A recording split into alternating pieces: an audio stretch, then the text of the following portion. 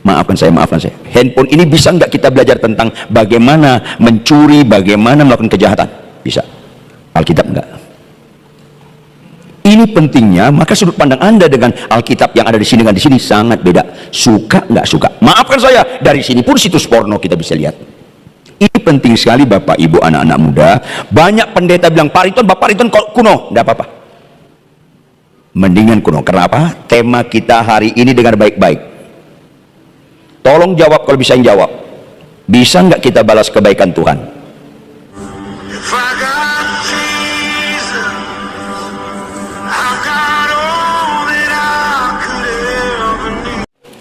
Anda harus tahu pelajaran hari ini bukan masalah penekanannya akademis.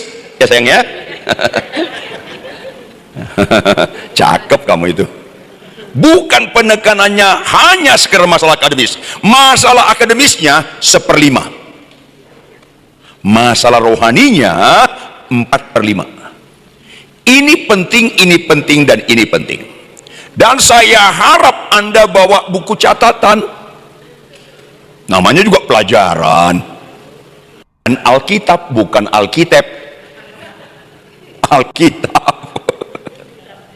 Halo, Anda suka nggak suka, sadar nggak sadar, sudut pandang Anda pada Alkitab dengan firman Tuhan di handphone absolut beda. Handphone ini bisa saya lihat berita pemerkosaan nggak? Bisa saya lihat Alkitab nggak? Beda sudut pandang saya. Maafkan saya. Handphone ini bisa nggak kita belajar tentang bagaimana mencuri, bagaimana melakukan kejahatan? Bisa. Alkitab nggak. Ini pentingnya, maka sudut pandang Anda dengan Alkitab yang ada di sini dengan di sini sangat beda. Suka nggak suka? Maafkan saya, dari sini pun situs porno kita bisa lihat. Ini penting sekali Bapak Ibu anak-anak muda. Banyak pendeta bilang Bapak Riton kuno, nggak apa-apa. Mendingan kuno. Kenapa? Tema kita hari ini dengar baik-baik. Tolong jawab kalau bisa yang jawab. Bisa nggak kita balas kebaikan Tuhan? Jawab dong. Bisa nggak kita membalas kebaikan Tuhan? Sepakat tidak. Tapi pernah nggak Anda kepikir, karena pemahaman yang sangat kuat, kita tidak bisa membalas kebaikan Tuhan. Sejalan dengan itu, kita juga nggak memberikan yang terbaik bagi Tuhan. Halo, kita nggak bisa membalas kebaikan Tuhan. Bukan excuse, bukan ada alasan kita tidak bisa memberikan yang terbaik kepada Tuhan.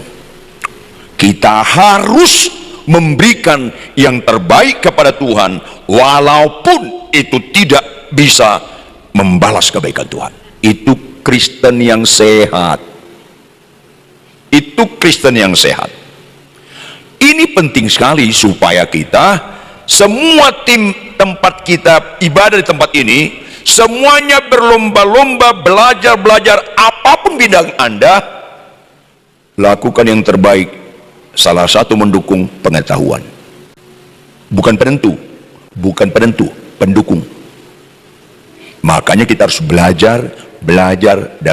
Penentunya relasi kita yang benar di mata Tuhan. Karena apa? Dengar baik-baik.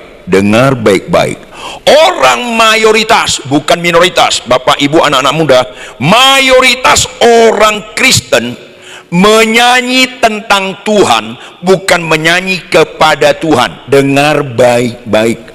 Mayoritas orang di gereja menyanyi tentang Tuhan, bukan kepada Tuhan. Tahu perbedaan signifikannya? Saya tidak punya ibu tiri. Bisa nggak saya nyanyi tentang ibu tiri? Bisa. Pakai nangis pun saya bisa. Betapa malang nasib. Bisa. Saya nggak punya ibu tiri, saya bisa nyanyi tentang ibu tiri. Tetapi bisa nggak saya nyanyi kepada ibu tiri? Nggak punya. Ketika zaman dahulu, rata-rata Anda belum lahir kali, Ernie Johan menyanyikan lagu, di hari Minggu pagi ku pergi ke gereja bersama. Ada yang tahu lagu itu orang tua? Pengajian deh loh. Dia nggak Kristen, dia nggak Kristen. Dia berarti menyanyi tentang ke gereja, tentang. Bruri Marantika, Kristen, aktivis satu gereja GPIB, suaranya bagus, menikah dengan penyanyi Singapura Anita Sarawak. Dia membuat album lagu Natal, Silent Night, Holy Night. Oh, itu menyanyi tentang Tuhan, bukan menyanyi kepada Tuhan ya orang. Understood? Stud lah. Jangan sampai nggak ngerti lah. Ini mayoritas orang Kristen. Bisa nggak orang khotbah tentang Tuhan Yesus menebus dosa dan kejahatan, sementara khotbah saya punya istri simpanan? Bisa nggak? Ini mengerikan. Ini mengerikan. Dan sekarang banyak di gereja-gereja besar modelnya begitu. Orang bisa kita bohongi, Tuhan nggak bisa kita bohongi. Yakobus katakan, tidak boleh dari mulut yang sama keluar pujian, keluar kata-kata berkat, tapi keluar juga makian. Nggak boleh. Karena tidak ada satu mata air mengeluarkan dua rasa. Dengar baik-baik, kalau Anda masih melawan orang tua, nyanyian Anda tadi nyanyian tentang Tuhan, bukan kepada Tuhan. Ini mayoritas. Itu yang saya bilang, saya gembala jemaat satu jemaat di Jakarta. Singer saya ada orang Indonesia bagian timur, tinggi besar ganteng, kayak saya kata orang buta. Dan gitu dong ketawanya, nyakitin. Nyanyinya bagus, oh holy night, bagus, tenornya bersih sekali. Asal memuji dia gemetar-gemetar. Tapi saya pernah bawa mobil, saya lihat dia naik motor lawan arah. Orang lain gemetar sama dia. Yang naik motor lihat saya, yang naik motor lihat saya. Mulai detik ini nggak ada alasanmu naik motor lawan arah. Nggak ada amin, udah tahu saya. Lain kali jangan undang saya khotbah lah, nggak usah undang saya pengajar lah. Karena kebanyakan kita munafik dalam pelayanan. Saya tegur, stop, balik. Apa dibilang? Salam Pak Pendeta. Gak usah salam, balik. Salam kamu ini. Kamu menyakiti Roh Kudus. Roh Kudus itu tertib. Kau suka ngomong di mimbar tentang Roh Kudus, tapi kau nggak tertib. Bukan Roh Kudus, Roh Kudis. Tahu Kudis? Kurang disiplin. Makanya kau penuh dengan kuman, kurang iman, dan penuh dengan kurang urapan. Nyanyi, aku anak raja, langsung malaikat kasih backsound. Raja gembel. Iya, orang Kudis kuman kurapan. Ya raja gembel lah. Balik, kamu menyakit. Oh dia marah, dia buka bajunya, dia tunjuk ada tato salib. Pak Pendeta, saya cinta Yesus, ada salibnya di sini. Saya bilang dia, jangan bodoh. Di Bukit Golgota ada 3 kayu salib. Yang kau pakai ini sebelah kiri Yesus. Jangan pura-pura nggak nyambung. Nggak serta-merta orang pakai salib itu rohani. Kalau kelakuanmu buruk, itu salib sebelah kiri Yesus. Salib juga nggak? Salib juga. Ketawa Anda mengandung kepedihan, susah memang. Saya ini pembina pemuda gereja sejakarta Bogor, Bapak Ibu, tahun 79-80. Pembina pemuda gereja sejakarta Bogor. Karena latar belakang saya dulu kuliah teater. Kakak tingkat saya tokoh politikus idola Anda, Ratna Sarumpait. Nyambung loh. Terus saya kuliah musik, saya dosen drama musikal. Saya orang seni, tapi sadis dan kejam. Tahun 1980 saya pembina pemuda gereja sejakarta Bogor, tapi tahun yang sama saya kedua kali masuk penjara karena menyiksa, nggak perlu saya sebut namanya, sadis dan kejam. Saya buat drama musikal 3 tempat dulu di Jakarta yang terkenal. Bali Room, Hotel Indonesia. Granada, itu sekarang yang di sebelah Semanggi, dan Istora.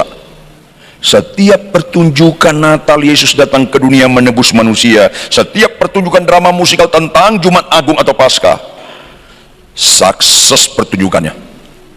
Saya disalamin, Bang Ridwan, keren, luar biasa.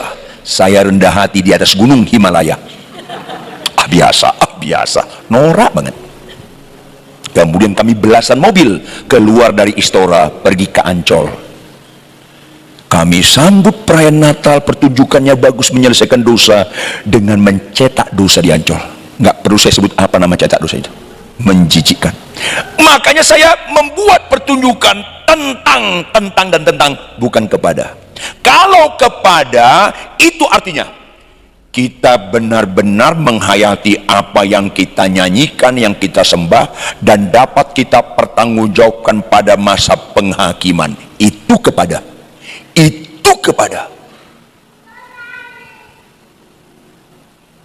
Halo, apa arti Immanuel? Tahu nggak Anda, kita memaknai Immanuel nggak bertanggung jawab. Mayoritas orang bicara Allah besertaku, nggak berbobot nyanyiannya karena bicara kenyamananku. Antara lain, kita naik pesawat, Tuhan, aku mau naik pesawat ke Singapura.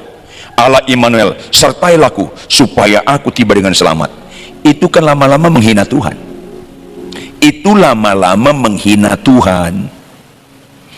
Immanuel, catat baik-baik supaya Anda menyanyikan Immanuel dengan rasa takut akan Tuhan dan bertanggung jawab.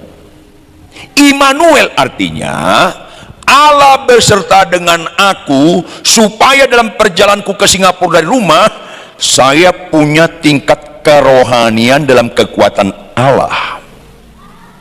Anda pernah dengar cerita tentang Stefanus?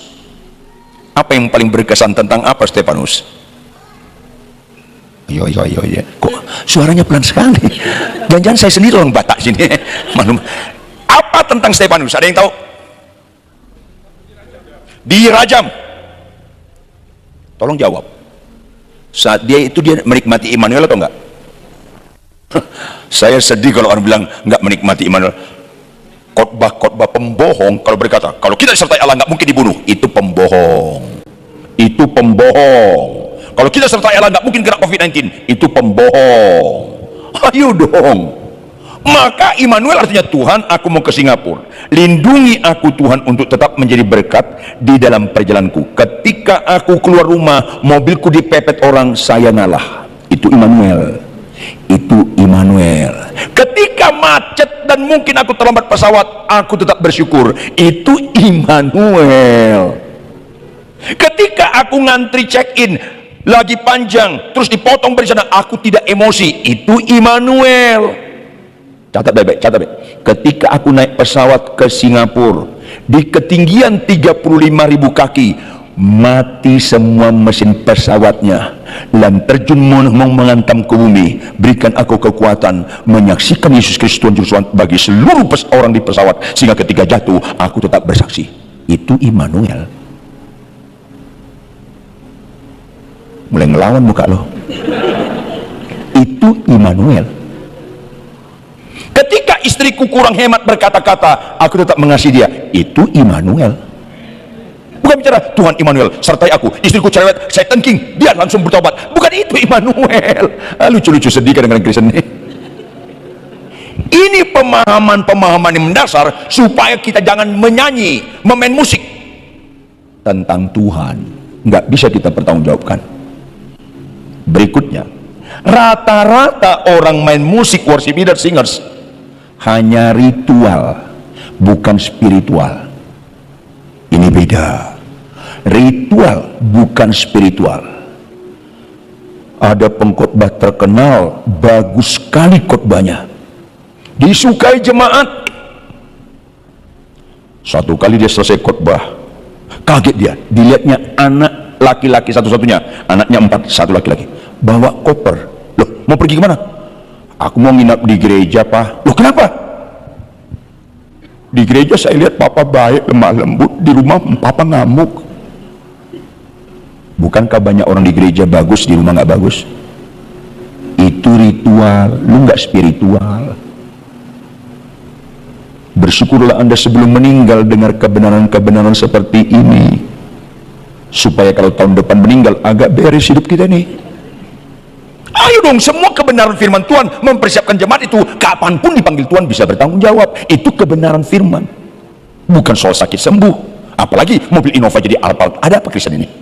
Sedih sekali lihatnya, karena rata-rata ibadah di gereja besar di kota-kota besar di Indonesia ini, kota-kota kecil, bahkan di keliling-keliling saya beberapa negara di dunia ini, rata-rata ritual bukan spiritual, termasuk menyembah gemetar-gemetar, lompat-lompat. Silakan, tapi itu nggak ada makna kalau Anda di rumah nggak teladan dalam kerajinan, nggak teladan dalam kelemah lembutan, nggak teladan dalam kesabaran, nggak teladan dalam pengorbanan. Ini penting supaya kita bicara ibadah kita, bicara menyembah Allah dalam roh dan kebenaran. Ini masalah serius. Saya dosen dalam liturgika, termasuk dalam PWTN. Liturgia itu cara-cara ibadah di gereja bagaimana sesungguhnya. PWTN itu pembinaan watak dan tata nilai. Karena banyak orang bagus di mimbar, nggak bagus di jalan raya. Bagus di mimbar, nggak bagus dalam rumah tangga. Itu penipu semua itu. Ini penting sekali Bapak Ibu. Dan itu sayangnya bukan minoritas, mayoritas. Ketika saya baca di medsos, bukankah rasanya mau nangis? Seorang pendeta muda membawa troli, ada mayat di situ, dia masuk lift sambil senyum. Anda lihat nggak itu? Berarti hati nuraninya kemana? Berarti dia maknai tentang Yesus Kristus mati juga dan bangkit apa? Nggak ada sama sekali. Nggak ada sama sekali. Tahun 90-an saya KKR di Bandung, saya suka diundang khotbah di Bandung. Ada worship leaders, keterampilannya, garis bawahi, keterampilan bukan rohaninya, keterampilannya dalam mimpin pujian bagus sekali, nggak kalah dengan entertain. Ketemu di rumah kosnya mati dibunuh oleh teman homoseksnya. Ini mengerikan Bapak Ibu, anak-anak muda. Ini mengerikan. Dan itu bisa terjadi di antara kita kalau kita nggak benar-benar mengerti arti. Memang nggak bisa kubalas kebaikanmu Tuhan, tapi bukan berarti aku tidak bisa memberikan yang terbaik kepada Engkau Tuhan. Ini penting. Maka berikutnya, tolong definisikan apa arti musik. Ayo dong yang belajar SMP, SMA. What the meaning music? Musik itu apa? Malam sunyi senyap. Ayo dong, jangan takut salah dong. Anak muda, angkat tangan yang anak SMA. Ada nggak? Angkat tangan yang SMA. Tinggi-tinggi dong, jangan setengah tiang. Angkat tangan yang SMA. Kamu SMA? Ya, angkat tangan. Siapa lagi SMA? Angkat tangan, tangan. Tangan yang punya tangan. Tinggi-tinggi, jangan setengah tiang. Aduh, saya baru tiba dari Jakarta, rasanya mau capek juga. Baru mendarat kemarin dari Kupang, langsung ke sini. Angkat tangan tinggi-tinggi. Pelajaran musik, kaos merah. Apa ngerti arti musik? Ngomong aja, gak usah takut salah nak. Musik adalah paduan nada. Nice. Kaos hitam. Kamu? Apa musik? Ngomong dong. Kamu? Apa musik? Nggak tahu. Turut berduka cita. Oke. Musik disebut adanya rangkaian bunyi yang disebut nada, rangkaian. Kalau rangkaian satu atau lebih, ya harus lebih. Paduan nada yang bicara tentang harmoni, harmonis. Kalau berantakan, itu bukan musik. Berikutnya Bapak Ibu anak-anak muda sekalian, abad-abad awal musik itu lahir dari orang yang menyembah Allah Abraham, Allah Ishak, Allah Yakub. Musik sesungguhnya itu adalah karunia dari Lucifer. Lucifer itu sebelum jatuh ke bumi, Dia pemimpin orkestra di surga, memuji nama Allah sebelum Anda dan saya diciptakan Allah.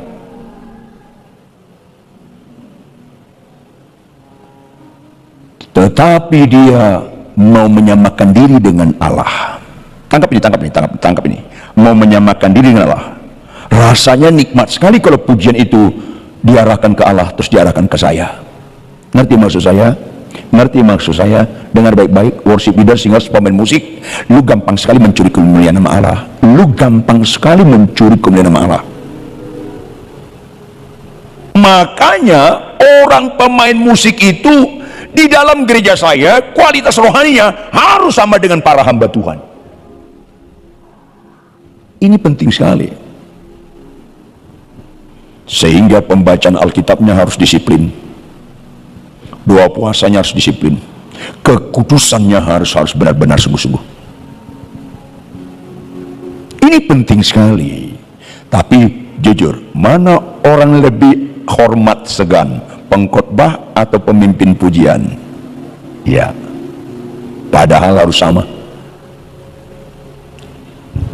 Karena banyak kita standar rohaninya begitu menakutkan ketika kita menyampaikan firman Tuhan. Tetapi bukankah pemimpin pujian dan pemain musik, Anda sedang menolong jemaat untuk dapat memuji Allah? Tetapi pernah nggak kalian lihat di KKR, di ibadah, pujian penyembahan, terus tiba-tiba basis main bass, itu bukan ibadah, menunjukkan kebolehan. Itu tidak boleh dalam ibadah. Zaman-zaman awal ibadah, kalau itu terjadi, roh Allah cemburu adanya, maka orang ini bisa mati. Iya. Fungsi worship leader, singers, dan pemain musik, bagaimana jemaat itu bisa memuji, nyanyi kepada Allah.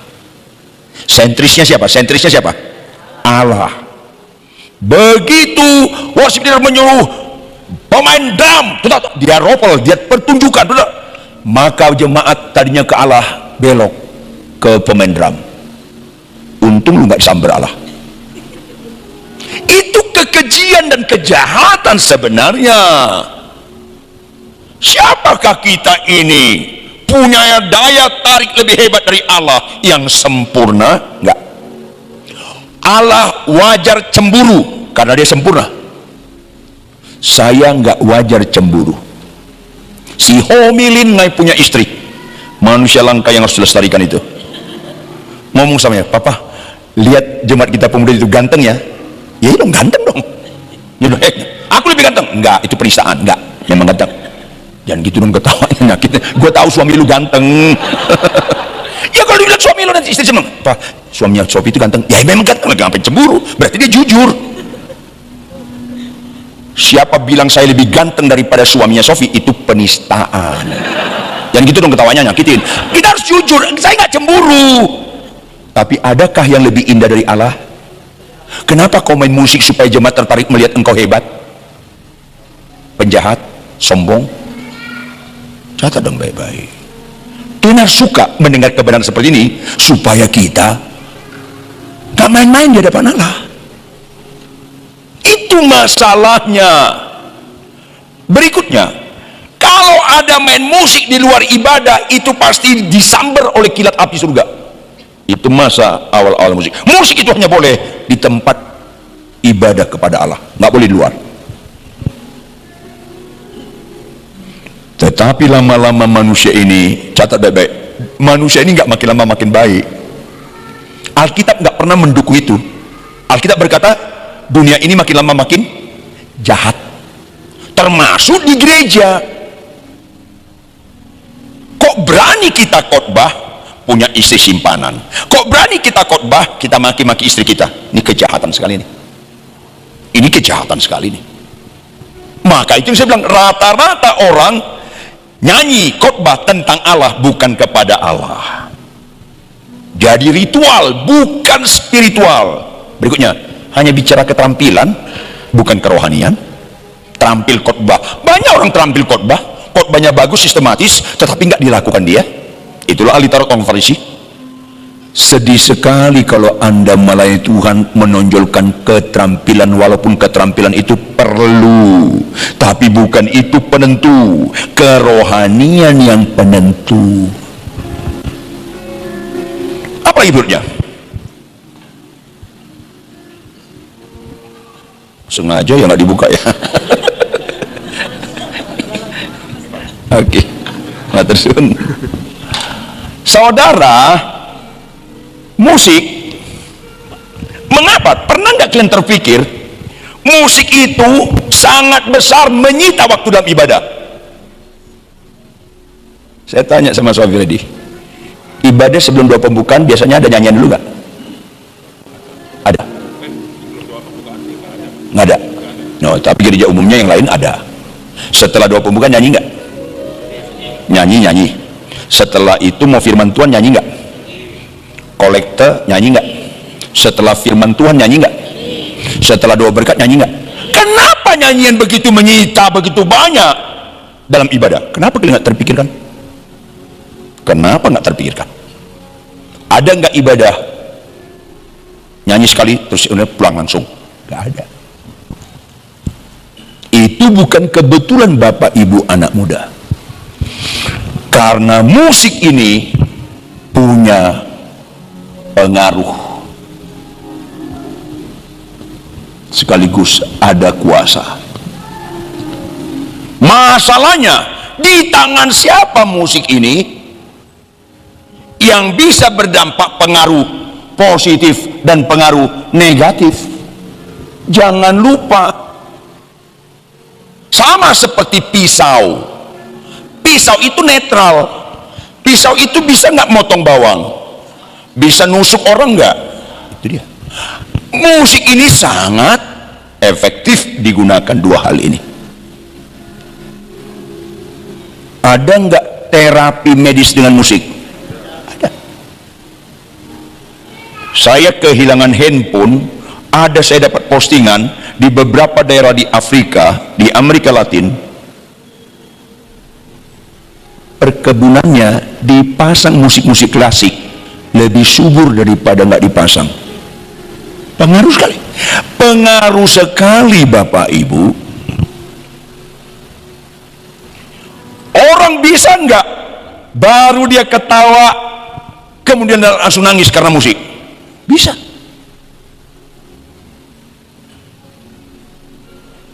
Ketemu tetangganya, apa kabar, gini, senang. Dia masuk ke kamar seorang janda, tiba-tiba tetangga sebelah yang lain mutar musik lagu, patah hati ku jadinya ingat selaku suaminya. Nangis bisa. Orang melalui musik bisa histeris.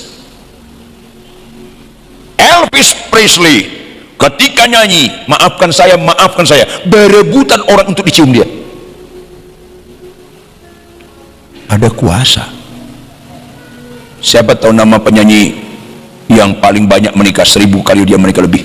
Iglesias.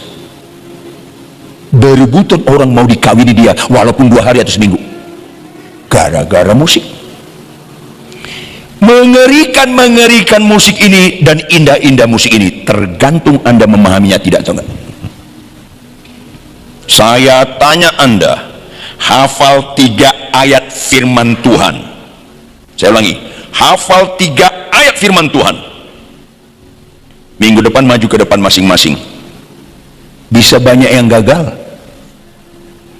tetapi orang dimudahkan. Jangankan 3 ayat, 1 pasal firman Tuhan asal dalam bentuk nyanyian. Karena nyanyian punya kuasa, masuk di bawah ambang sadar dan sulit copotnya. Matematika gampang copot, geografi gampang copot, kimia fisika apalagi gampang copot. Kalau orang tanya kepada saya valensi atau apa, nggak ngerti lagi saya itu. Tapi kalau misalnya apa ya, orang tanya, Pak Ridwan, tolong lagu anak-anak orang Riau, mungkin lebih 40 tahun saya nggak nyanyi, tapi bisa ingat, soleram Soleram, soleram anak ya. Bisa saya ingat, itu sulit lupa. Karena berita itu disampaikan dengan musik. Itu sulit copot karena mengandung kuasa. Anak saya umur 3 tahun sudah bisa melafal abjad dengan bahasa Inggris karena tiap hari saya latih A, B, C, D, E, F. Itu kalau dalam bentuk nyanyian gampang sekali hafal, termasuk ibu kota, kabupaten, kecamatan, itu bisa kalau bentuknya dalam nyanyian. Kenapa dalam gereja menyita sekali waktu dengan nyanyian? Menolong jemaat itu supaya firman Tuhan tidak gampang gugur. Ini penting sekali. Betapa bahayanya Anda kalau kuasa musik ini, mulut bibir Anda dengan pujian, tapi kelakuanmu nggak benar. Worship leader, singers, pemain musik, kita main musik kepada Tuhan, bukan tentang Tuhan. Puji Tuhan kalian latihan, tapi itu dimensi tentang Tuhan. Kalau nggak bagus kerohanian. Mazmur 92 ayat 2 sampai 5. Mazmur 92 ayat 2 sampai 5. Suaranya yang lantang membacakan buat kita.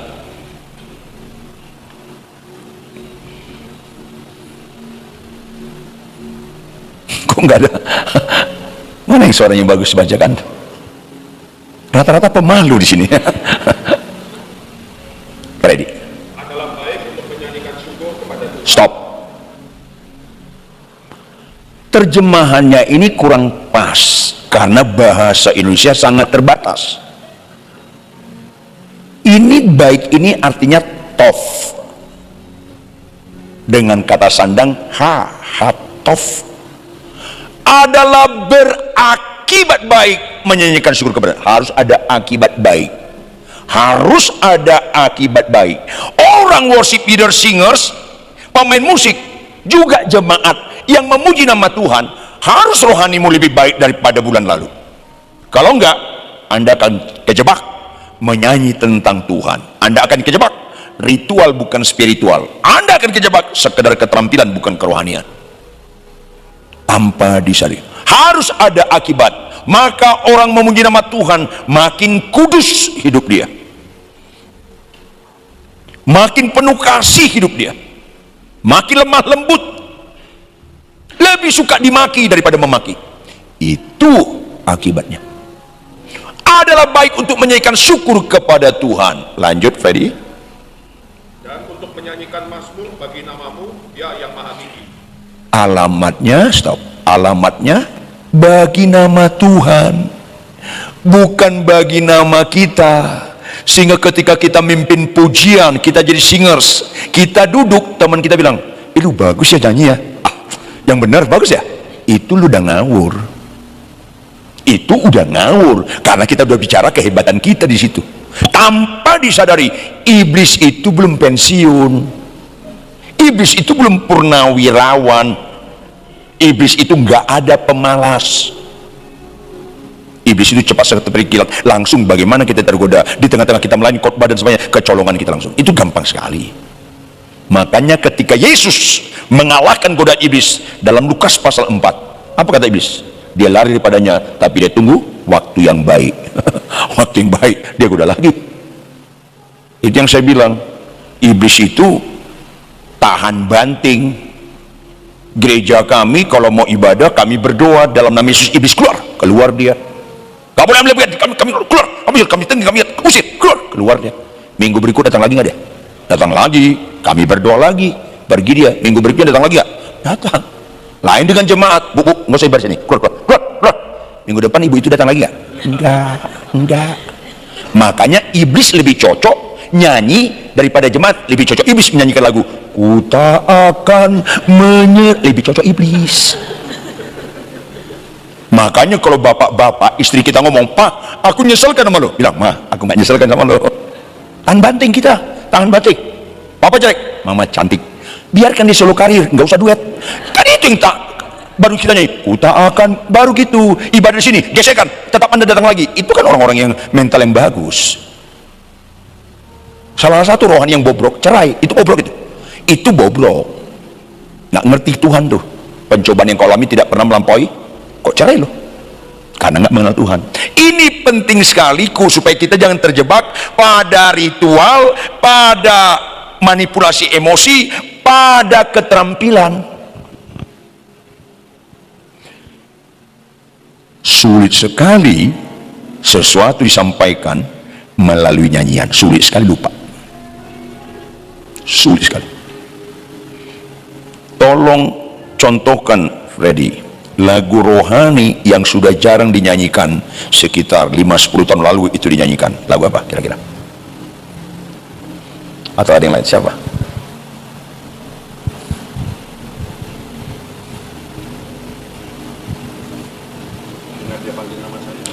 Itu jarang sekali nyanyikan.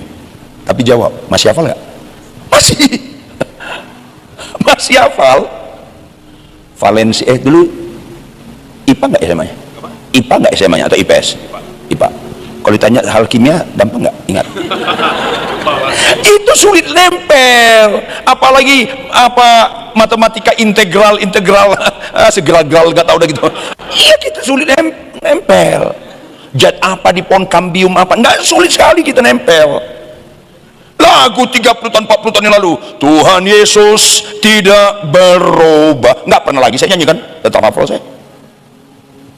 Ini penting, makanya siapa yang nyanyikan itu penting lagi, karena dia punya kuasa.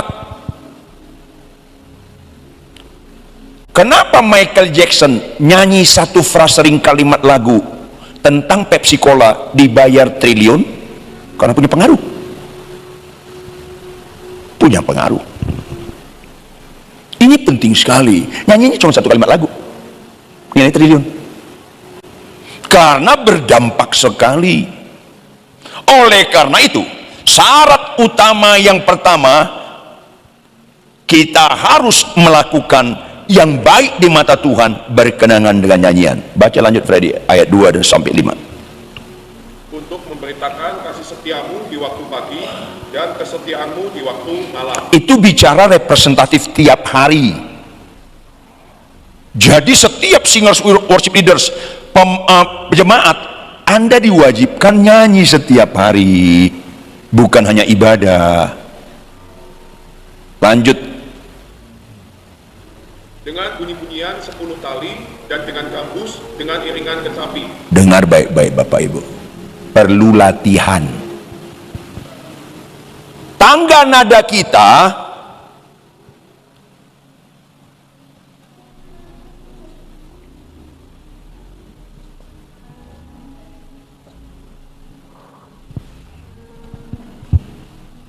ini semitone, setengah nada.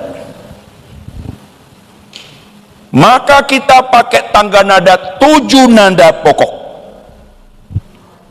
5 nada sisipan.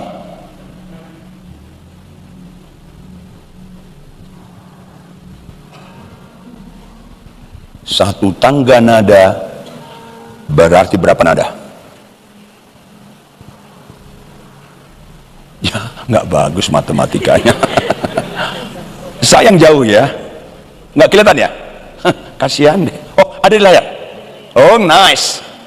Ada berapa nada? Satu tangga nada? 12 nada. Tahu nggak Anda, ini namanya tangga nada mayor yang sifatnya umum. Tahu nggak Anda, dalam bahasa ini tangga nadanya tangga nada Yahudi. Dalam satu tangga nada ini 12 nada, ini 24 nada. Jarak ini ke sini ada nada. Jadi semua ruang nada itu dipakai sekali. Termasuk agama tetangga kita. Kenapa di masjid nggak ada piano? Jangan taruh alasan kayak anak saya dulu. Pak, gimana piano? Sendal aja kan? Bukan itu. Bukan. Karena mereka menyentuh nada kaya sekali.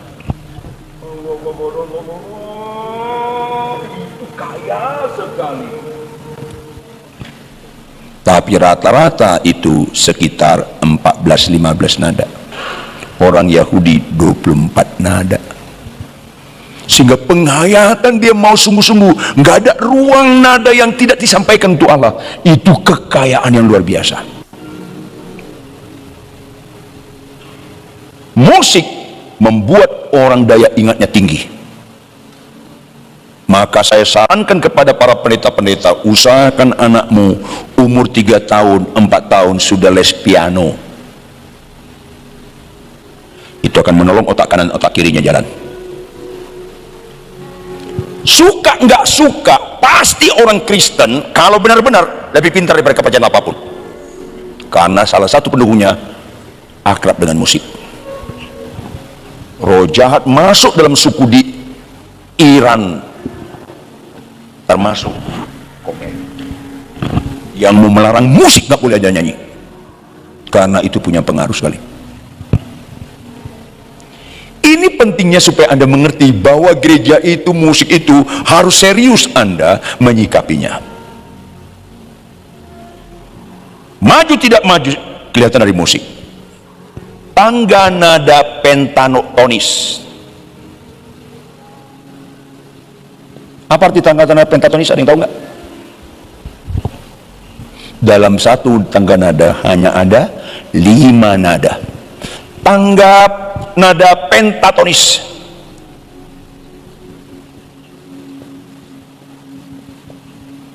Jawa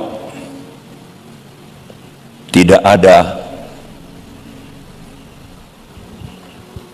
Angka 2 nada apa? Re. Angka 6. Makanya orang Jawa kurang rela. Do, ambil suara. Do, ambil suara. Do, do mi fa sol sol, si do si sol sol. Lagu Jawa. Kalau Anda penginjilan di daerah Jawa, buat lagu-lagu yang nggak menyentuh re dan la, pasti menyentuh orang Jawa. Itu penginjilan. Sunda,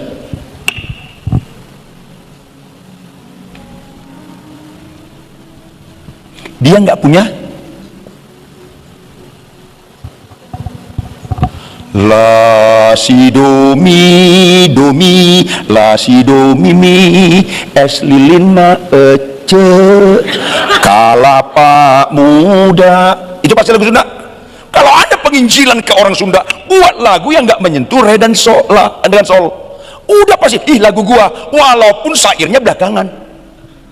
Itu udah penginjilan. Mereka akrab dulu karena musik punya kuasa. Ini penginjilan kita harus pakai banyak hal. Ini Sunda. Tionghoa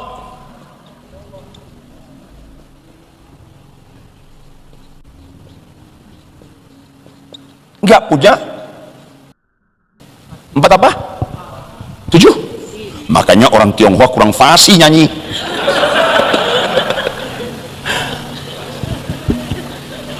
Do re mi sol la do la sol mi re tong tong teng tong teng tong tong tong teng tong teng tong. Lagu Tionghoa tuh. Ini penting sekali kita pelajari supaya kita berikan yang terbaik bagi Tuhan lah. Makanya harus banyak kita minta hikmat Tuhan. Yang suka buat lagu, buat. Tuhan, aku nggak bisa membalas kebaikanmu Tuhan, tapi bukan berarti aku nggak bisa yang terbaik. Salah satu penginjilan untuk kontekstual. Ini pengaruh dunia jiwa dan memori. Maka saudara yang kekasih, kita harus belajar 10 tali. Maknanya kita harus belajar, nggak boleh sembarangan. Lanjut ayat 5 Freddy. Sebab telah kau buat aku bersukacita ya Tuhan dengan pekerjaanmu, karena perbuatan tanganmu aku akan bersorak-sorai. Tolong Bapak Ibu, anak-anak muda, kritisi ayat ini. Sebab telah kau buat aku bersukacita, artinya sudah mengalami atau belum? Orang memuji nama Tuhan harus lahir baru.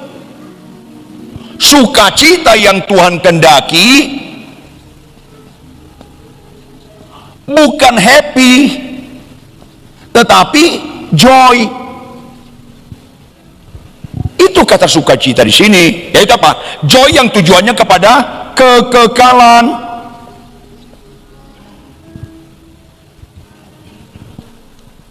Ayo dong, lumpuh berjalan joy atau happy? Happy, bukan joy. Makanya gereja akan menurun nilai rohaninya kalau menekankan kesembuhan, menurun nilainya, karena itu happy. Kenapa Allah berkata jika satu orang saja bertobat sisi surga bersorak-sorai? Karena itu joy, karena ada unsur kekekalan dalam pertobatan. Gereja harus lebih menekankan pertobatan daripada kesembuhan. Ini penting sekali supaya Anda mengerti. Makanya lagu-lagu, karanglah lagu bicara joy, jangan happy. Bobotnya nanti sama dengan dunia ini. Bapak Ibu maafkan saya. Orang gereja suka kesembuhan nggak? Orang Islam suka nggak? Orang Buddha Hindu? Penjahat? Apa hebatnya? Suka juga kok mereka. Makanya saya sedih kalau terlalu menekankan kesembuhan di gereja. Tetapi jangan Anda anti kesembuhan. Karena kesembuhan dipakai dalam Alkitab, pelajari. Dialamatkan kepada orang yang belum percaya. Perhatikan dong. Tokoh Alkitab yang cukup termasyhur, Paulus, sakitnya nggak sembuh sampai mati. Apa itu? Berjumpa dengan Tuhan dia buta. Didoakan sembuh, tidak 100%. Kalau Anda teliti tulisan dia, kalau boleh ku gantikan biji mataku, karena biji matanya masalah. Tulislah huruf dengan huruf yang besar-besar, karena matanya masalah. Makanya baca Alkitab itu terperinci. Bahkan bagian lain dia ada duri dalam daging, karena ini suka meleleh dan agak bau. Tapi dia menyikapinya dengan bagus. Ketika aku lemah, aku kuat. Karena dengan ininya dia, matanya nih, dia sadar, Paulus, sehebat-hebatnya kau dipakai Tuhan, kau tetap gak ada apa-apanya, hanya Tuhan yang hebat. Indah sekali. Joy itu ini, pertama menyelesaikan dosa, kedua joy. Siapa hafal Lukas 11 ayat 28? Orang yang berbahagia adalah orang yang mendengarkan firman Tuhan serta itu joy. Mobil Innova jadi Alphard itu happy. Rendah banget derajat Tuhan menyatakan sukacita. Yang nggak punya pekerjaan dapat pekerjaan, yang nggak punya anak dapat anak, itu happy semua, bukan joy. Ini nggak mau kita pelajari benar-benar. Sampai pendeta terkenal pun kok banyak fokusnya happy, bukan joy. Akhirnya dia suka khotbah mujizat, dia tetap main dalam dosa. Ini mengerikan. Begitu juga worship leader, pemain musik. Anda sedang serius sekali. Kalau Anda melayani di sini, Anda di rumah pemalas, Anda di rumah masih masturbasi, onani. Ini mengerikan sekali. Bersyukurlah kalian ada kesempatan pelajaran seperti ini, karena Tuhan sayang pada kita semua. Ini penting sekali. Kok masih kau lawan suamimu, ibu-ibu? Alkitab berkata, hai istri, tunduklah kepada suami. Tapi kau bisa nyanyi, kaulah segala. Malaikat langsung bilang, bohong. Bohongin orang. Kau segalanya, kau lawan suamimu, kaulah segalanya. Orang bisa lu bohongi, Tuhan nggak bisa lu bohongi. Karena nyanyian itu bukan sekedar ritual, harus spiritual. Kok berani kau bapak-bapak menyembah Tuhan? Aku tinggalkan semuanya, aku mau mencintai engkau, kaulah segalanya, kaulah yang terutama. Tapi kau bohongi keuangan terhadap istrimu. Kau bandingkan istrimu dengan pacarmu sebelumnya. Bukankah itu kesurupan? Itu kesurupan. Nah, ini penting Bapak Ibu anak-anak muda. Nilai sangat sakral musik, nyanyian dalam ibadah. Makanya yang pertama, Yesaya 59 ayat 1 dan 2. Baca Freddy.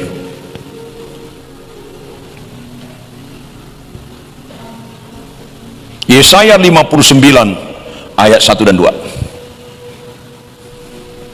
Sesungguhnya tangan Tuhan tidak kurang panjang untuk menyelamatkan, dan pendengarannya tidak kurang tajam untuk mendengar. Tetapi yang merupakan pemisah antara kamu dan Allahmu ialah segala kejahatanmu, dan yang membuat dia menyembunyikan diri terhadap kamu sehingga ia tidak mendengar ialah segala dosamu.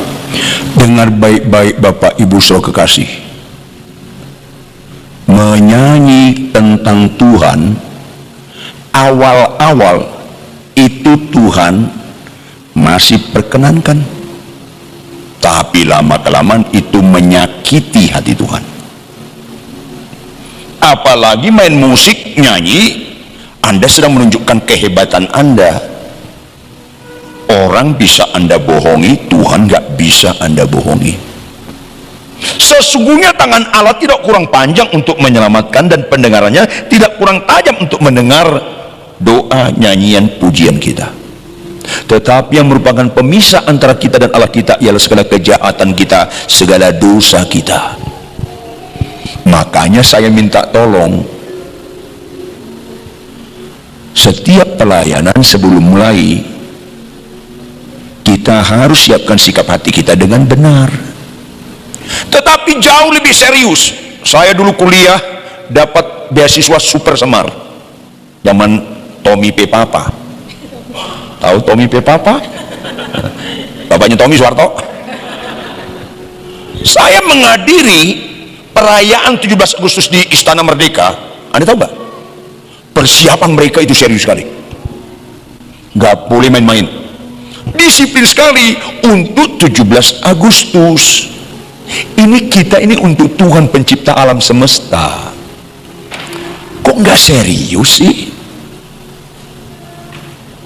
Dulu pemain musik saya termasuk pemain musik, gurunya pemain musik, namanya Januar Ishak. Ireng Maulana asal ketemu dia tuh, halo guru, karena dia maestro sekali. Maka setiap kami penulis, saya bilang sama dia, ayo kita memimpin pujian apa? Dia tanya apa? Ada pemain bass, drum, semua kita tadi dari rumah masih berantem sama pasangan. Ditanya itu, karena kita bukan bicara keterampilan doang, kita bicara spiritual. Ada di antara Anda yang masih nggak bisa mengampuni? Singers, kamu pacaran masih nggak benar nggak? Itu ditanya karena kita menghadapi raja di atas segala raja.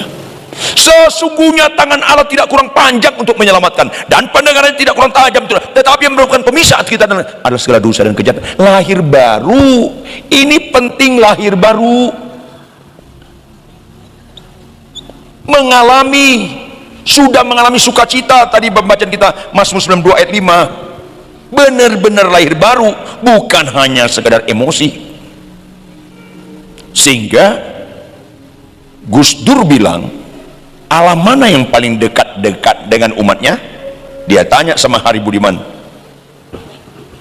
seorang dosen yang sudah meninggal, yang bagus sekali secara psikolog, orang Katolik. Allah mana yang paling dekat dengan Allah? Lah Allah Gus Dur dong. Loh kenapa? Enggak, Allah saya enggak jauh, Allah saya itu Gus Dur yang di belakang, saking jauhnya harus pakai megafon. Itu Gus Dur belum bertanya, loh siapa dong Gus? Tebak dong. Aduh Allah siapa ya? Tebak dong. Allah Hindu. Enggak, jauh. Kenapa? Gus Dur masih panggil Om. Om, masih Om, tahu? Itu Gus Dur. Lu jadi Allah Kristen. Kenapa? Bapak. Kalau Anda menyanyi Bapak, nanti Allah bilang apa? Emang lu anak siapa?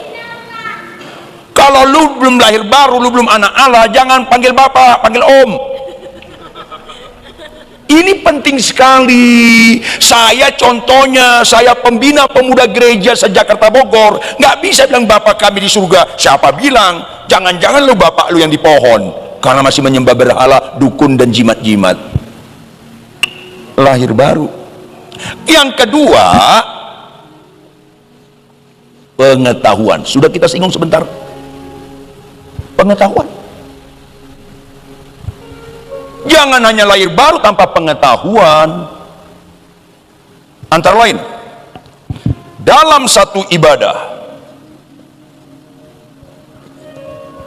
Saya tanya kamu, anakku, biasanya ibadah umum berapa lagu umumnya? 5. Oke, perhatikan baik-baik Bapak Ibu. Maksimal, ini pengetahuan, maksimal lagu dalam ibadah 1 nyanyian yang menggunakan identitas Allah dengan menggunakan kata ganti ketiga. 1, nggak boleh lebih, nggak boleh lebih, karena musik itu punya pengaruh tanpa sadar kerekam. Siapa yang bisa jawab? Kamu, Ready, Sophie, atau siapa lagi? Apa syarat lagu penyembahan? Yang kalian tahu syarat lagu penyembahan apa? Lagu penyembahan kalau kalian pilih kan ada lagu penyembahan toh, ada lagu praise toh. Lagu penyembahan syaratnya apa? Ada? Lagunya pelan, yes. Lagu penyembahan harus, bukan sebaiknya, harus pelan. Itu pertama. Yang kedua, intim. Dari mana intim? Relatif. Yes, lagunya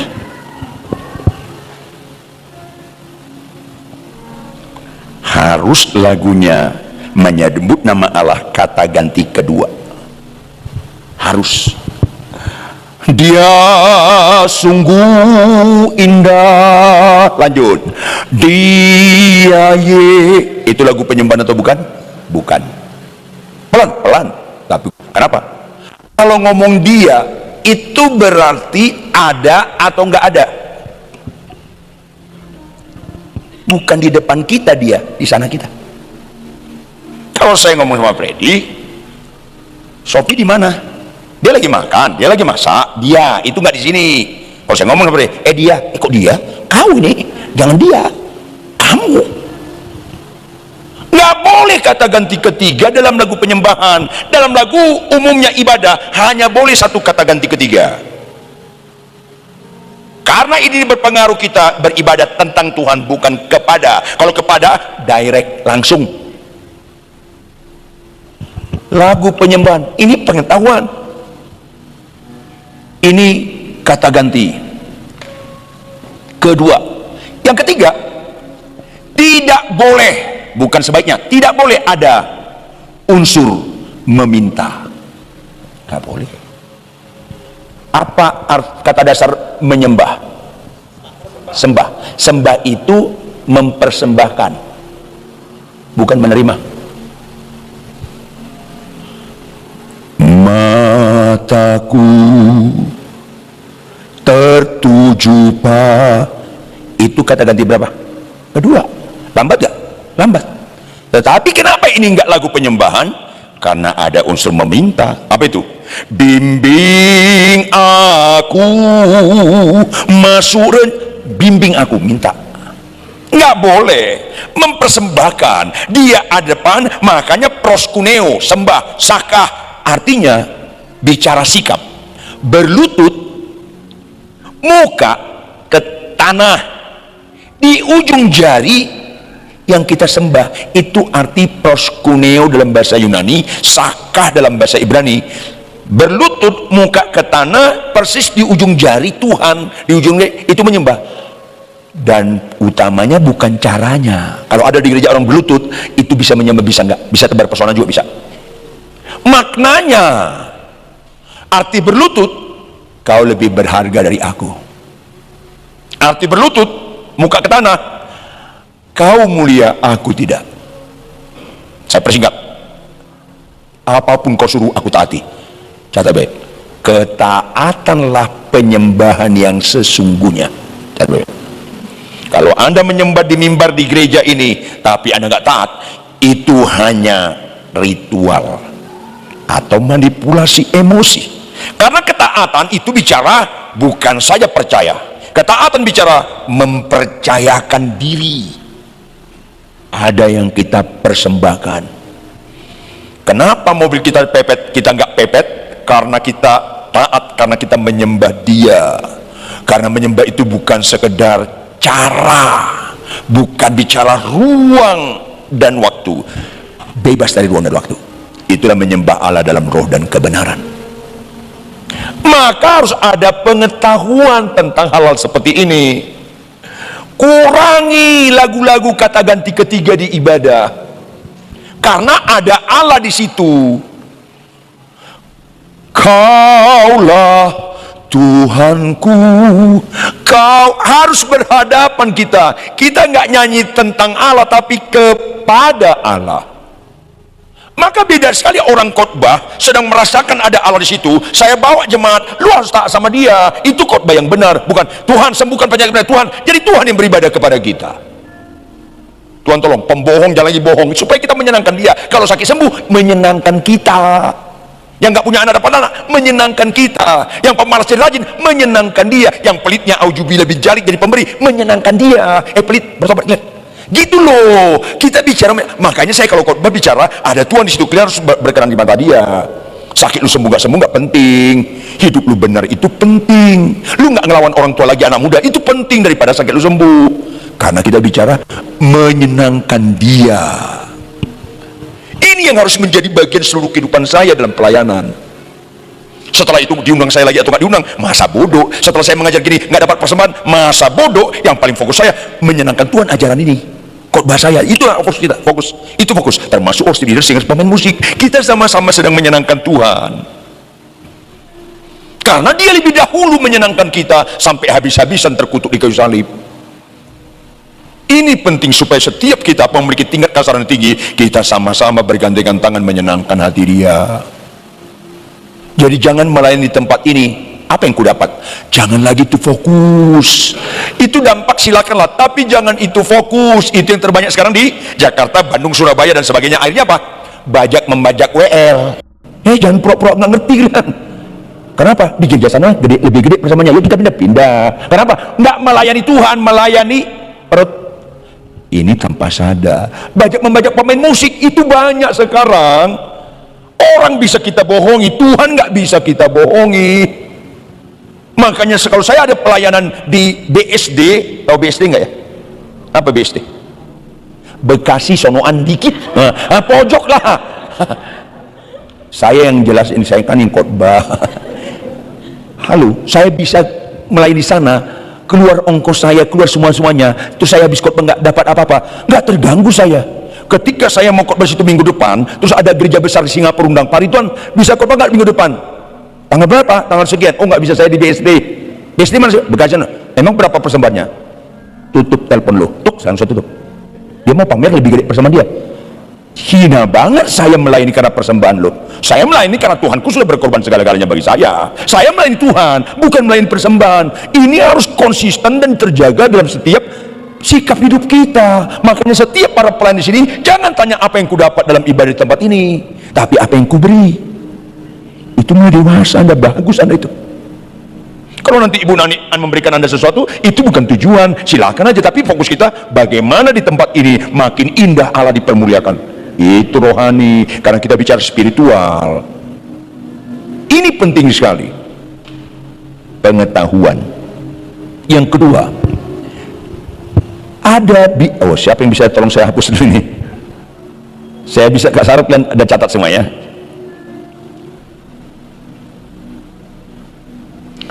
Ada birama, ada irama. Maafkan saya, dalam ilmu pedagogik, saya tahu arti pedagogik, ilmu pendidikan, mendidik. Kami, keyboard itu pembodohan, piano itu kecerdasan. Keyboard itu bisa satu jari, bisa main musik langsung dundang, bisa langsung jadi. Nggak bergerak. Kalau piano harus bergerak tangannya dua-dua. Makanya saya bilang ngomong sama Pak Heri, where are you? Orang ganteng ngumpet ya. Saya bilang ada nggak piano? Kalau ada piano itu enak, beda. termasuk apa? Irama. Maafkan saya Bapak Ibu, lagu dangdut jangan anti, tapi lagu dangdut lebih menekankan ritmis daripada kekayaan harmonis. Yesus kekasih jiwaku, cenderung kita apa? Bergerak, lihat teman kita nyanyi tentang Tuhan Yesus nih, bukan kepada Yesus. Kalau lagu klasik itu bobotnya bagus, makanya saya bilang kita nggak mungkin balas kebaikan Tuhan, tapi bukan berarti kita nggak bisa memberikan yang terbaik bagi Tuhan. Lagu-lagu sekarang lebih kepada pop daripada klasik, sehingga lagu-lagu sekarang cepat basinya. Ratusan tahun lagu Silent Night, Holy Night, itu sangat berkesan. Tapi kalau di Manado nyanyi lagu ini, ada yang stres. Anjing dengan babi mau disembelih itu namanya. Udah stres tuh. Habis kita ini. Maka babi harus berbulu domba supaya Idul Adha aja nanti disopotong. Maksud saya Bapak Ibu, beda sekali lagu-lagu. Itu ada lagu sekarang juga bagus. Bless the Lord, oh my soul, oh my soul. Itu ada unsur klasik. Kita lebih banyak ramenya daripada kesan makna daripada syairnya. Apalagi lebih menekankan gerakan. Nah, kiri-kiri, ibu itu belum ke kiri ya, gerapi. Akhirnya gitu yang kita sibuk daripada ke Tuhannya. Nyambung nggak sih? Kalau nggak nyambung capek saya menjelaskan. Lebih kepada, ya kompak dong ke kiri. Yesus kekasih jiwaku. Ya bagus. Bukan ke Tuhannya. Tuhan, lu ngapain, lu sibuk ngapain lu? Bukan muji gua, lu asik nyanyi-nyanyi apa? Gayanya yang kita fokus. Karena kebanyakan kita akhirnya terjebak kepada entertain tanpa sadar. Bagusnya gerakan Tuhan diganggurin, kayak Tuhan jual koran kompas, orang lihat ke sana keluar. Itu tanpa sadar. Birama. Ada 2/4, ada 3/4, ada 4/4.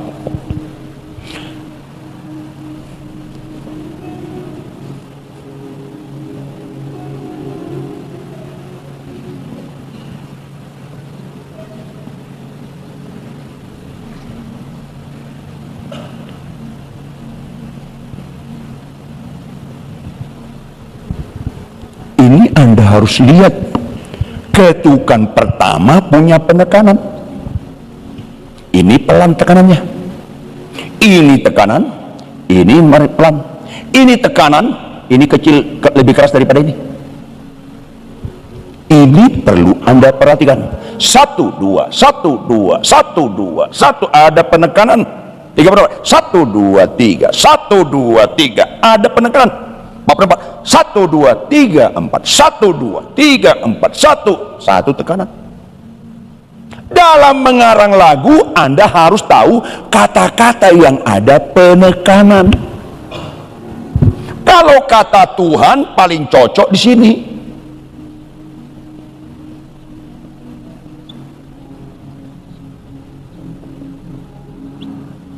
Ini lagu perlu diperhatikan. Kalau kita nggak bisa membalas kebaikan Tuhan, jangan nggak memberikan yang terbaik.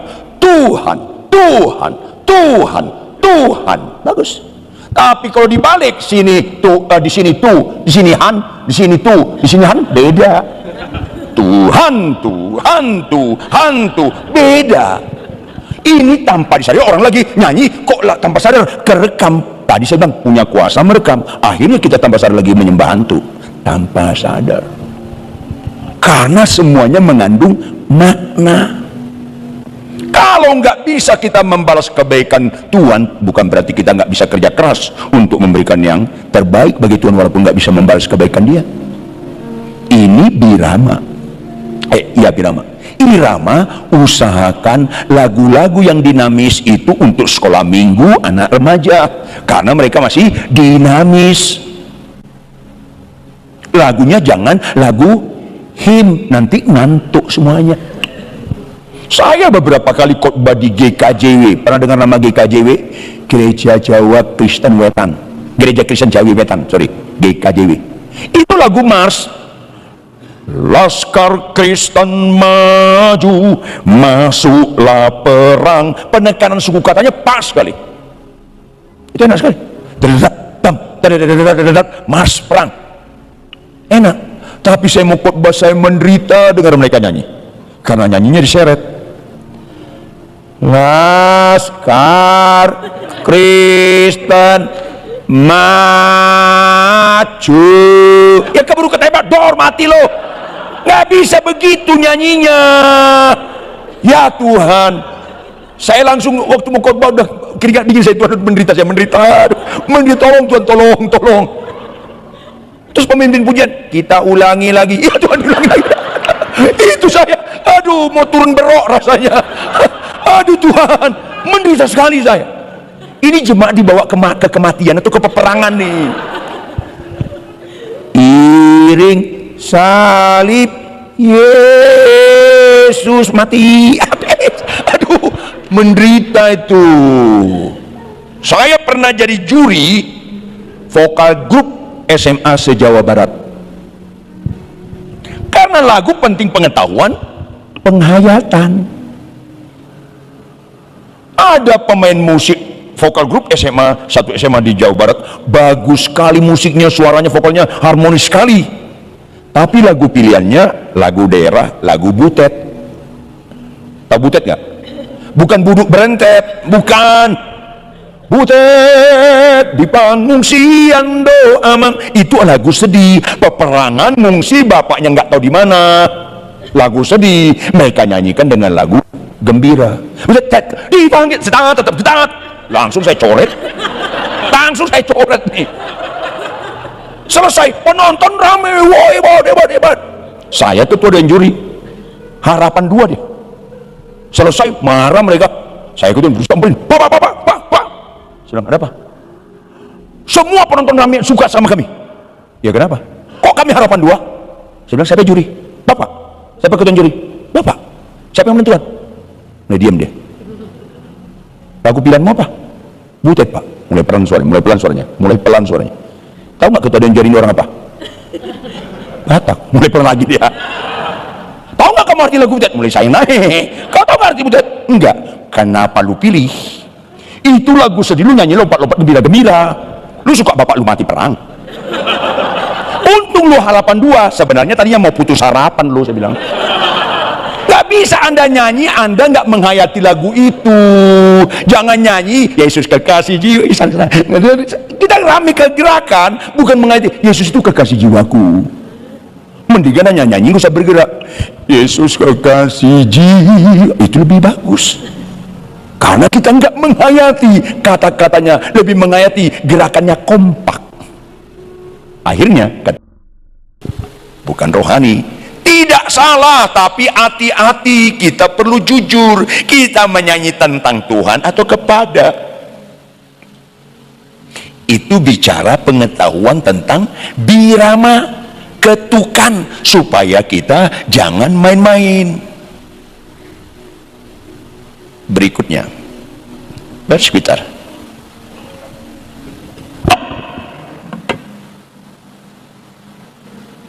Ketampilan boleh, tapi bukan supaya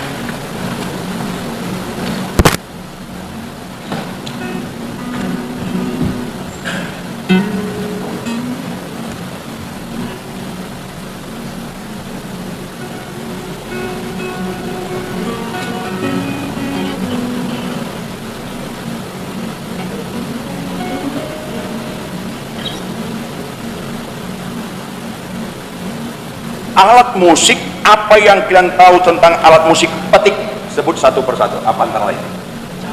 Kecapi, yes. Lanjut.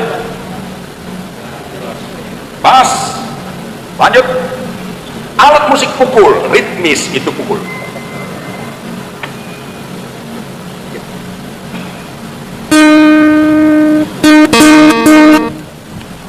Alat musik pukul. Drum, yes. Alat musik tiup. Alat musik gesek.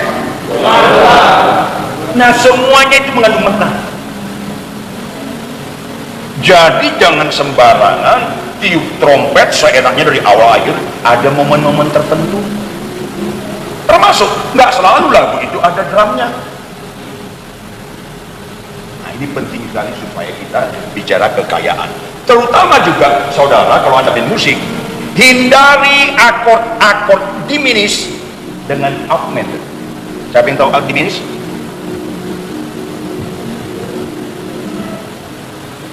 Siapa tahu akord diminis, augmented? Kalau saya buat nada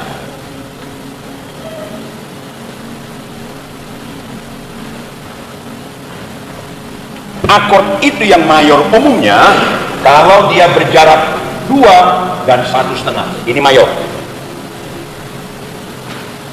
Ini 1 tone, ini 2, ini semiton, tone 1,5. Ini mayor. Kalau minor itu misalnya tone, semiton, tone. Nadanya ini 1,5, 2 itu minor. Kalau mayor 2, 1,5.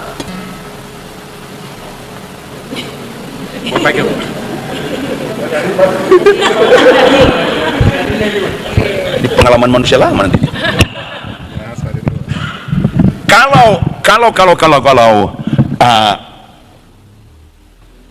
augment ini 2, 2 dan 2.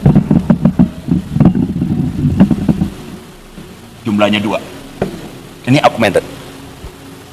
Kalau diminish, kalau ini 1,5, ini 1,5.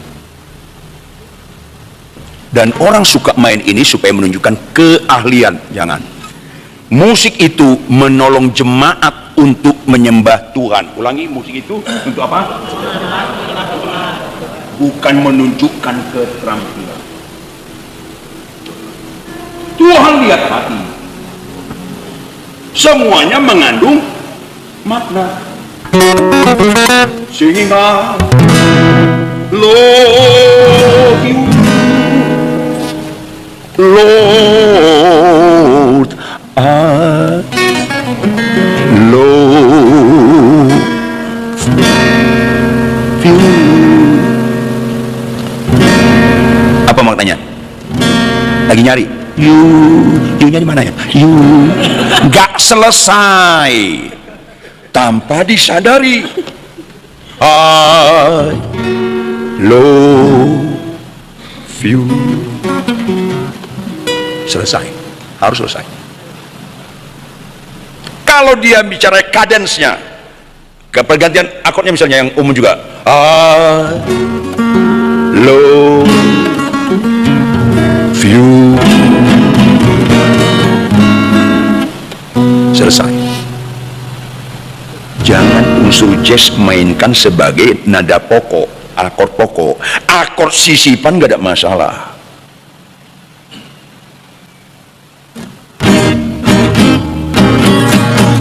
Swing low, switch oh coming for to carry me home. Itu gaya supaya lihat orang hebat nih. Nah, itu jangan. Kita bukan menunjukkan kehebatan, tapi menunjukkan kepada Tuhan. Gaya-gayaan. Pemain musik lihat saya, bukan untuk gaya-gaya. Beda dengan penyanyi bar, pemain musik bar. Karena itu bicara pertunjukan kehebatan kita supaya orang kagum sama kita. Kita ini manusia yang pasti binasa, sampah. tetapi jadi bernilai karena di tangan Tuhan. Segala sesuatu dari Dia harus oleh Dia.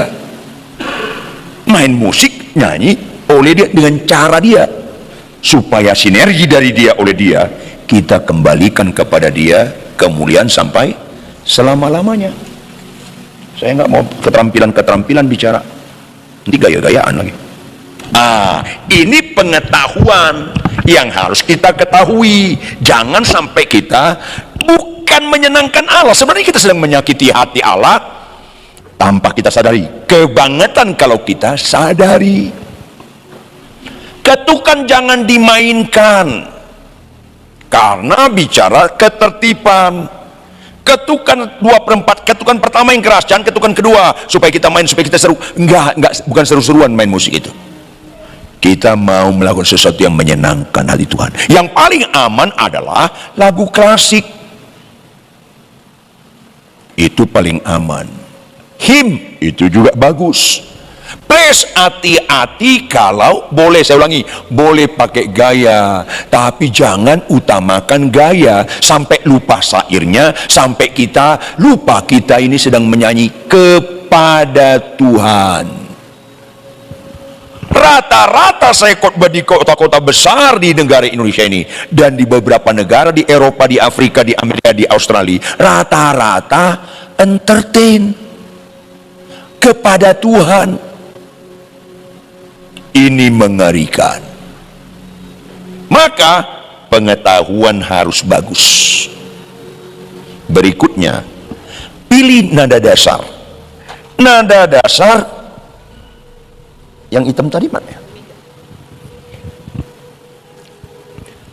Misalnya Haleluya 12 kali. Itu paling enak dinyanyikan dengan G sama dengan Do. Coba ambil nada G pemain musik. Siapa ada pemain musik? G. Haleluya. Itu enak. Haleluya. Haleluya. Enak. Tapi nggak semua jemaat nada dasar G, sehingga ketika jemaat tertentu menaikkan referen, dia terserak dan tersedak. Jadi kurang nilai penyembahannya. Maka kalau nada Haleluya 12 kali bagi ibadah umum paling aman E sama dengan Do, supaya si embok-embok pun bisa nyanyi. Karena kita bicara nyanyian jemaat, artinya jemaat harus bisa nyanyi. Kebanyakan banyak orang nyanyi nyanyian singers yang nyanyi, jemaat nggak bisa. Ini perlu, makanya di dalam wilayah nada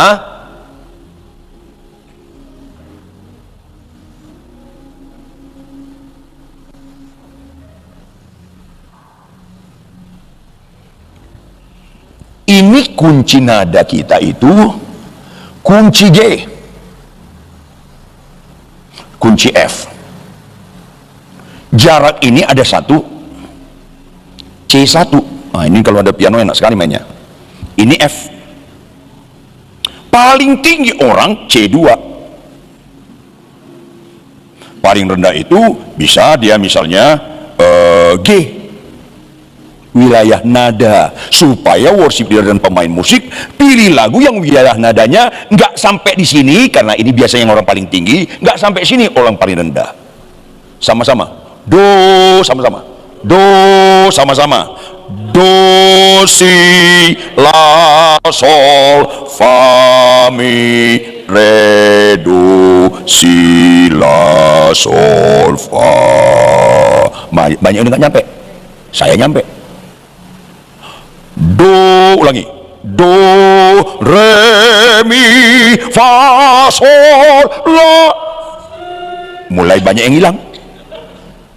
Itu pengetahuan perlu kita pilih, supaya apa? Jangan terganggu jemaat itu khusyuk menyembah kepada Tuhan gara-gara pemilihan nada dasar. Berikutnya,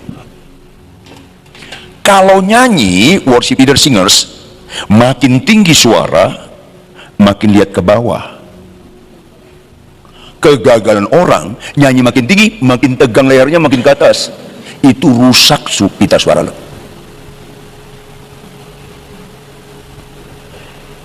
Santa Lucia, Santa, harus ke bawah. Santa Lucia, sul mare Lucica lastro, makin ke bawah, makin tinggi, makin ke bawah. Jangan gini, putus leher lu ntar.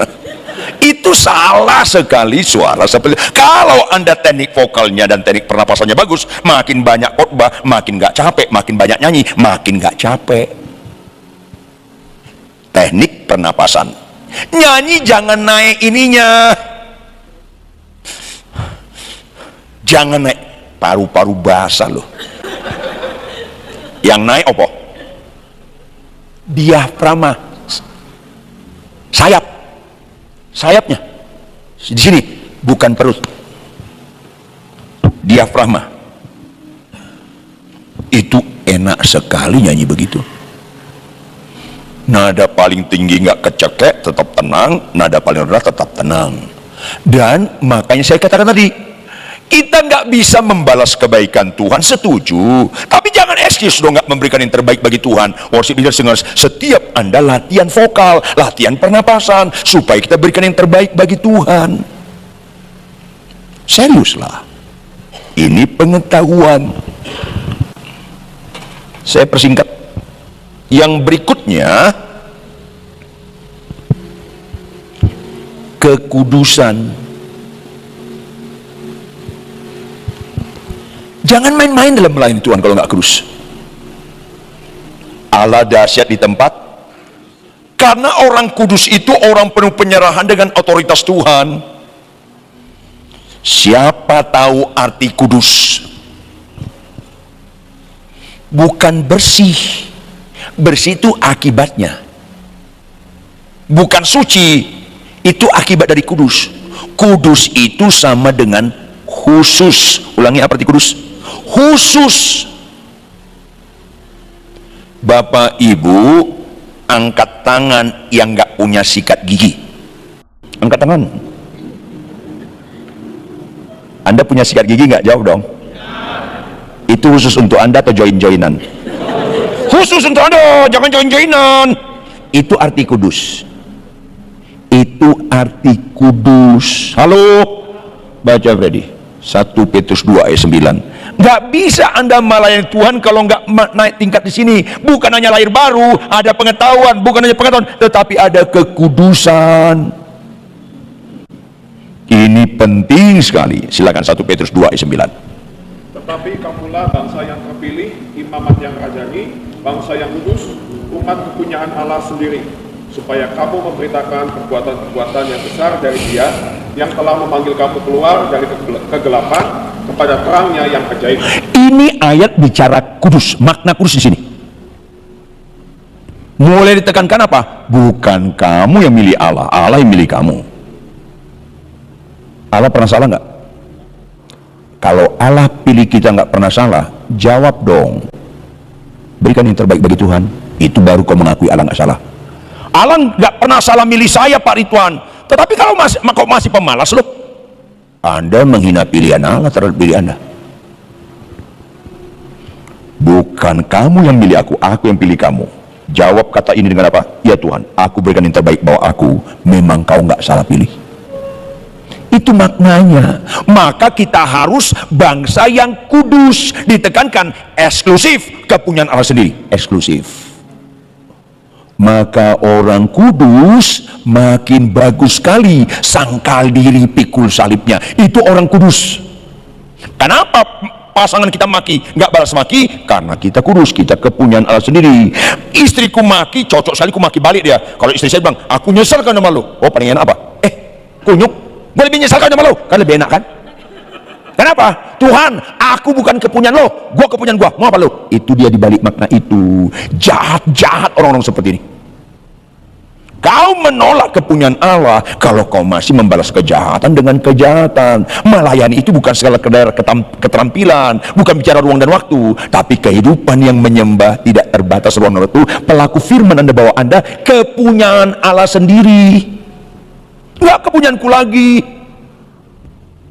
Saya pernah awal pelayanan tahun 80, sampai 89 satu jas saya. Karena saya dengan istri tidak pernah fokus untuk memperkaya materi penampilan kami. Kami nggak pernah fokus itu. Akhirnya suatu kali 9 tahun pelayanan, istri saya kumpul-kumpulkan duit. Pas ulang tahun saya, Pak, kita beli jas. Loh, Ma, duit dari mana? Karena kami terfokus kepada bagaimana bantu orang sekolah teologi dan sebagainya daripada penampilan. Aku udah kumpulkan sedikit.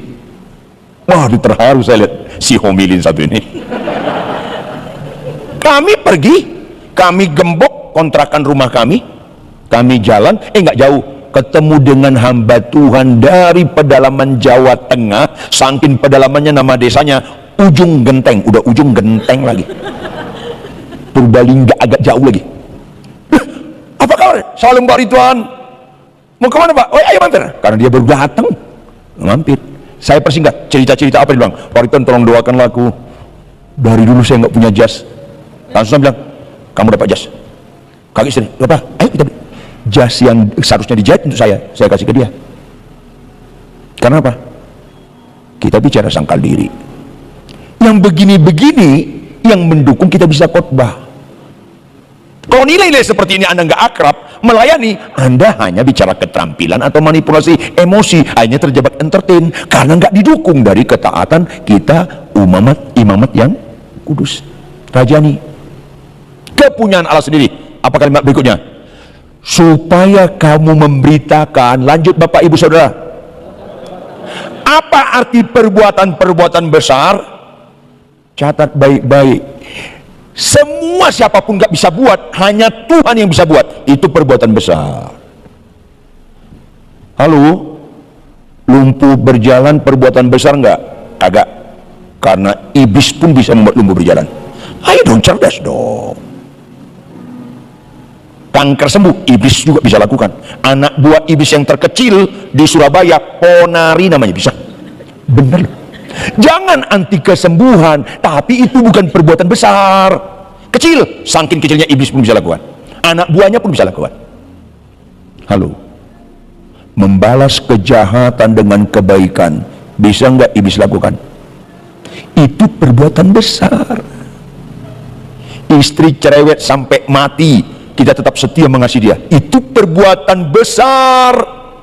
Banyak pendeta sekarang cerai karena nggak ngerti perbuatan. Banyak mujizat dia, doa sembuh-sembuh, tapi cerai karena nggak ngerti perbuatan besar. Hidup jujur itu perbuatan besar. Ada kesempatan berbuat dosa, dijamin nggak ketahuan, tetap kita nggak lakukan. Itu perbuatan besar. Sayang kita belum selaras dengan cara Tuhan menilai. Akhirnya kita kagum lumpuh berjalan, buta celik, tapi nggak kagum kita seorang istri tunduk sekali sama suaminya. Itu perbuatan besar. Karena kita nggak serupa dengan Allah, tapi masih serupa dengan dunia ini. Makanya worship leader, singers, pemain musik, apalagi kita pengkhotbah, jangan main-main dong melayani Tuhan. Jangan main-main melayani Tuhan. Kudus, karena Allah dahsyat di tempat kudusnya. Tempat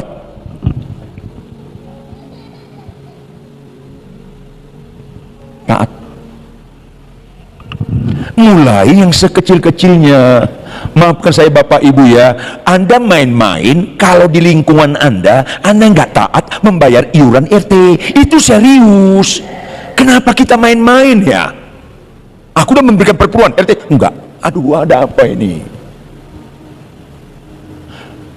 Daniel tidak didapatkan kesalahannya kecuali dalam penyembahannya kepada Allah. Yang itu yang keren. Ayolah supaya kita worship leader, singers, pemain musik, khotbah, benar-benar kita menyanyi kepada Allah, melayani Allah, khotbah kepada manusia untuk Allah, fokusnya Allah. Tetapi kalau iuran RT aja, iuran satpam, iuran kebersihan nggak kita lakukan, kita kan sedang main-main. Di komplek perumahan kami tiap bulan sekali ada kerja bersih-bersih hari Minggu. Karena saya nggak bisa, saya bilang sama RT-nya, RW-nya, saya Sabtu. Oh, Pak Pendeta Pak, Sabtu.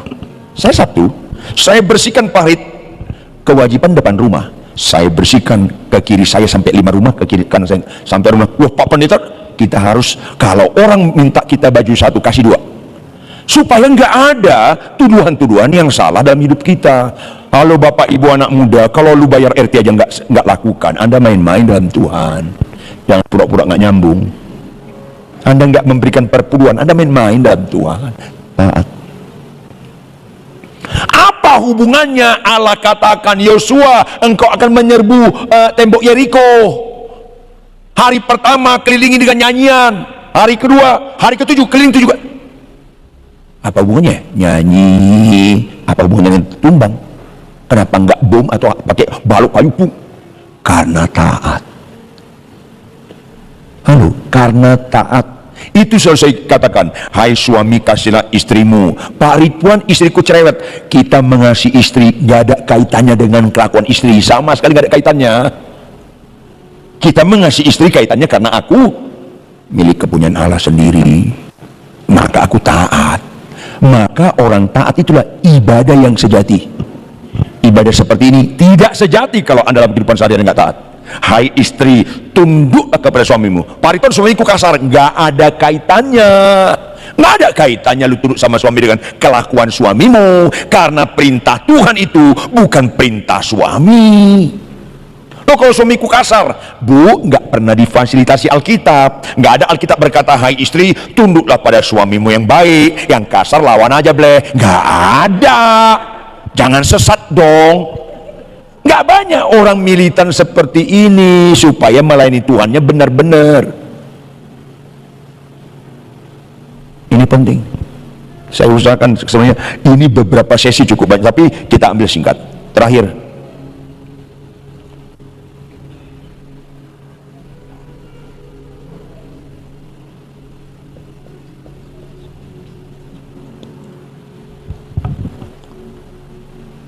tolong Freddy buka Kisah Rasul 16. Bapak Ibu buka Kisah Rasul 16 ayat 22 sampai 31.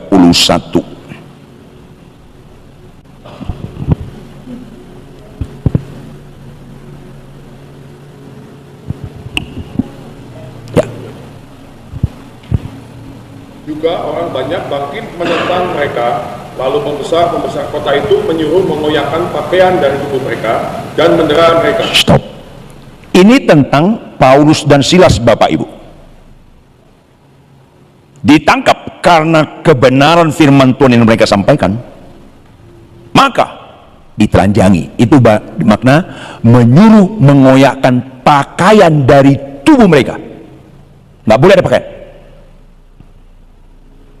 Kemudian didera. Tahu arti didera? Cambuk cabangnya 5 atau 6, di tiap ujungnya ada seperti bola. Di tiap bola itu nongol mata pancing sekitar 5 atau 6. Jadi kalau cambuk, tak nempel itu di tubuh, ditarik. Baca ayat berikutnya 23. Setelah mereka berkali-kali didera, mereka dilemparkan ke dalam penjara. Kepala penjara diperintahkan untuk menjaga mereka dengan sungguh-sungguh. Setelah mereka berkali-kali, kalau berkali-kali lebih dari 1 kali enggak? Menurut hukum Romawi, ini 39 kali. Catat.